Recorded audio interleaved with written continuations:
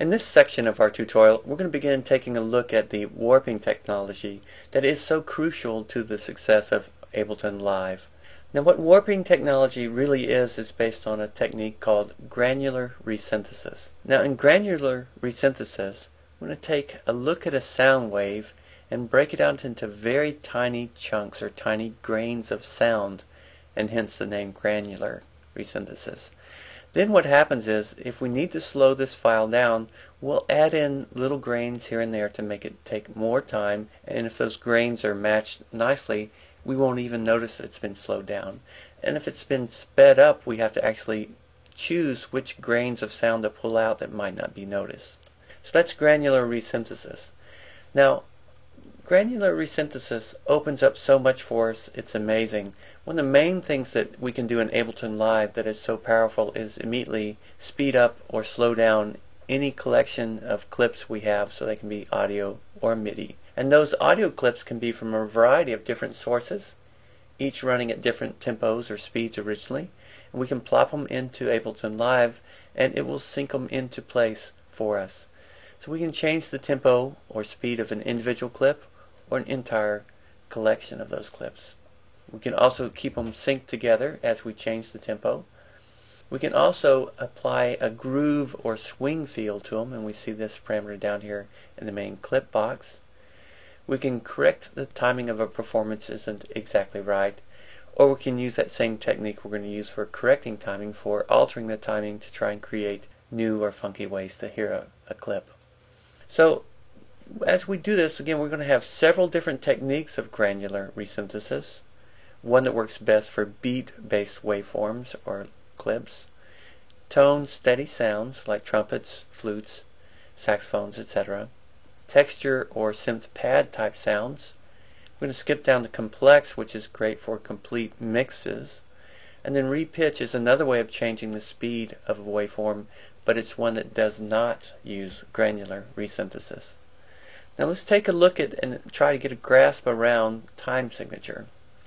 Now to do that, we're going to start by looking at this clip up here called quarter. And if you don't see it down here, then just double click on quarter and it will make sure you can see it in this display. Now we're going to talk about a time signature that is the most common in all pop music, and that is 4/4. What do these two numbers mean? We kind of need to know this to get the most out of granular resynthesis. First of all, the upper number tells us how many beats there are in each group for this song, so let's listen. We'll have 4 in this. 1, 2, 3, 4. 1, 2, 3, 4. So as it repeats over and over, it keeps that grouping of 4s together. Now even if we subdivide or add little extra beats in between, it's not going to really change the pulse that we would be dancing to. Let's listen.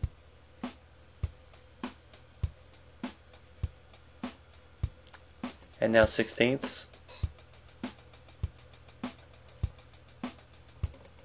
Okay, so what we're doing now is adding subdivisions in between the beats, and that has to be understood based on this other lower number. The 4 tells us that basically if we were reading music, that it would take us something called a quarter note to fill up each beat.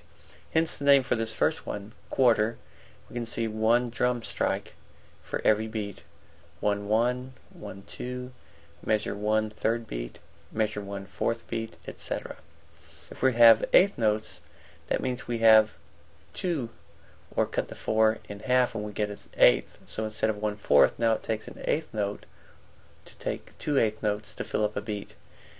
1 first part, 1 second part, 1 2 first part, 1 2 second part, etc.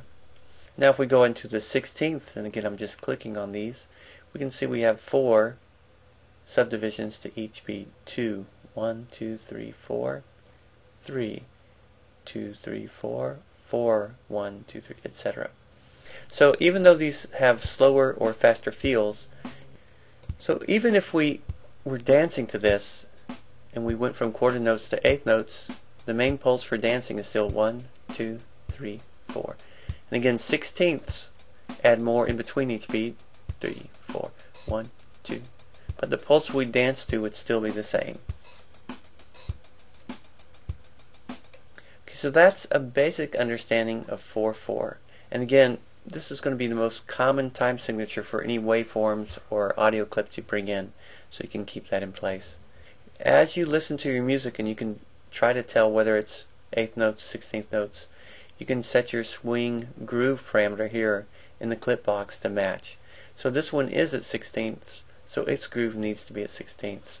This one that has 8th notes inside should have its swing set to 8th, and it is.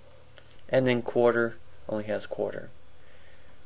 Now let's take a quick listen to swing 8th. I'm going to play this one. And here's our global swing or groove.